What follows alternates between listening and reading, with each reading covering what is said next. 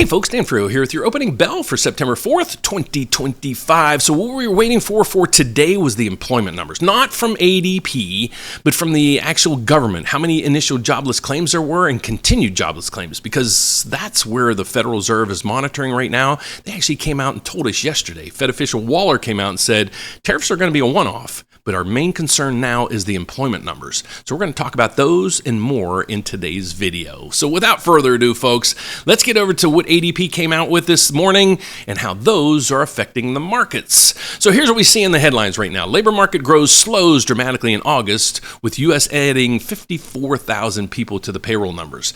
Well, this is a pretty dismal number. And how the markets are reacting to this is kind of surprising. Because if you had this dismal of a number that's really official, the markets would be rallying off of this, because it would basically be forcing the Federal Reserve to cut rates. We had Fed official Waller come in yesterday, and he did many interviews. One was on CNBC, and he said inflation is going to be a one-off because of tariffs. You know, there is going to be an inflationary approach from that.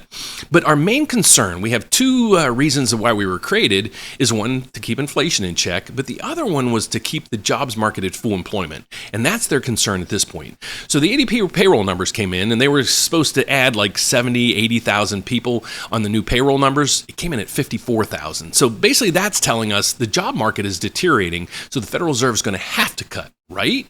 Well, let's get over to see what the news is telling us. So if you look at this number, here's what the economic calendar has for us. And here's why the markets aren't really reacting this strongly to this number. So you got Thursday's data. The top number right through here is ADP payroll numbers. The estimates were 73,000, came in at 54. The last reading was 106. Okay, so I'm going to dive into that in a second. But here's what I've been really focusing in on. Initial jobless claims through here. 229 was the last reading. 230 was expected. Came in 237, a little bit elevated. But then you go to continued jobless claims. Last reading was 1.944. They thought it would go up to 1.96. It actually dropped a little bit. So that means people that got let go here actually are getting jobs back. Okay. Another piece of the puzzle is, I don't know if it's on this one, is if you stayed on your job, you actually had a 4.4% increase in your wages year over year. If you changed job, the average increase was 7%. Now, I know that might not be you, but that's on average out there. So here's what we're looking at right through there. There's what the jobs numbers kind of were from the reports from the government. ADP payroll numbers is here. Now, why didn't this put more emphasis on the market? Well, if you look at the ADP payroll numbers, and this is why I kind of throw it out with the bathwater, let's look at how they've quoted us over the last 6 or 8 months. So here's what they came in at. And I want to focus in on their forecasts and then what actually happened. Okay, if you look at the forecast, let's go back to March. They forecasted 141,000 new jobs. Came in at 77, so half. Okay, let's go to the next month. 118, then came in at 155. And the next month, 114, came in at 62, almost half. Next month, 111, it came in at 37, a third. Do I need to go on? So the 99,000 in July came back at negative 33. So the markets and myself, we're just going to throw that out with the bathwater.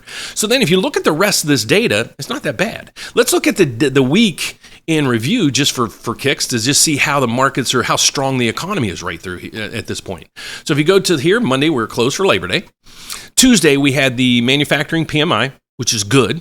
Okay, right through here. The ISM prices, this gives us a beat on where inflation's going. It was down from 64 to 63. Atlanta Fed, still positive 3. So that was good news on Tuesday. Wednesday, we got the JOLT index, which was fantastic at 7.1. Factory orders were negative 4.8, now negative 0.1. Fantastic news. Then you go down through here, continued jobless claim and initial jobless claims are on point. So let's just throw out the ADP payroll numbers and let's see what the markets are doing. If the markets thought this was a huge number from ADP, the markets would be either rallying or crashing. What are we seeing? The Dow Jones is down 12, S&P 6, NASDAQ 22. Let's go to the bond market. Think of the same things happening in the bond market. Go over to here, and MBSs are up 5. Now, if you would have told me this number, was going to come in at half of what was expected, I'm like, this number would be skyrocketing. You'd see mortgage rates plummeting. Well, it's ADP, folks. So tomorrow, though, we're going to get the number that the markets are going to really pay attention to. What are we getting tomorrow? Well, it's right through here. We're getting average hourly earnings. We're getting average hourly earnings month over month and year over year. We're getting non-farm payroll. We're getting the whole gamut tomorrow, and this is actually going to give us the new non-farm payroll percentage. Why are we concerned about that? Well, it's because of what the Federal Reserve is concerned about. If you go over to see why the Federal Reserve or what they monitor, it's right through here. They monitor the PCE inflation. They monitor the unemployment rate and GDP. Well, we got the PCE last week at 2.6, right on point. We got the GDP was at 3, came in at 3.3. That's great news. And then we have the unemployment rates coming in tomorrow. What's that going to be? I really don't know. And I'll try to help you explain to the closing bell today to show you, what my expectations are on this using AI. And we've been trying to do that to see if we can kind of bring a little bit better numbers in than, let's say, for example, like ADP. ADP, that they could just use AI and probably get a better number than that.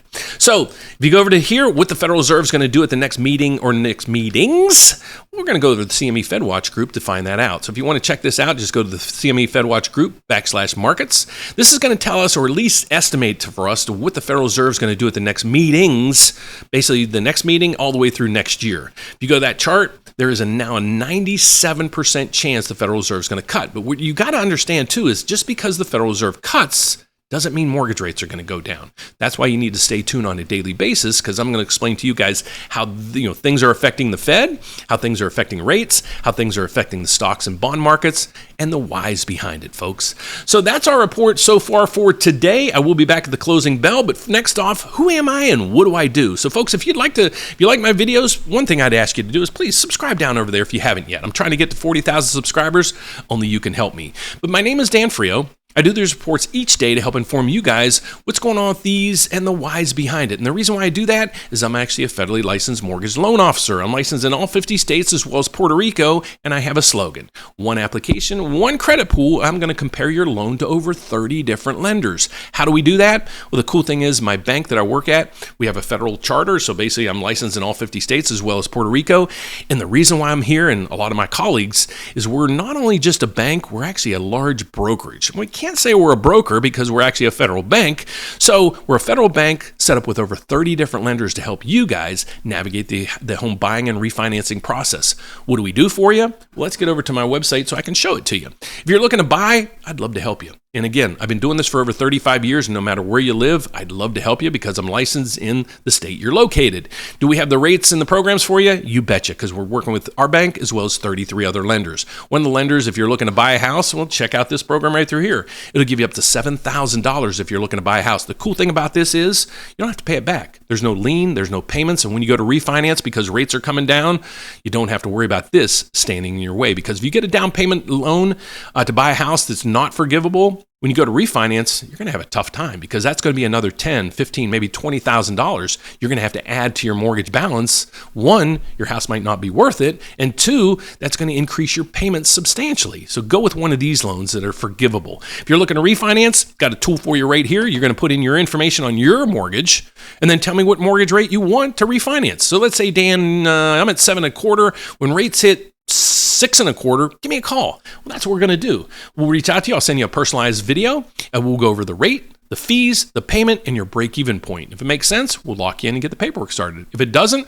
we'll add you to the RateWatch tool right through here. What this does is it'll allow you to put in your information on your mortgage, and then whenever rates hit that point, I'll be reaching out to you to go over all those terms with you.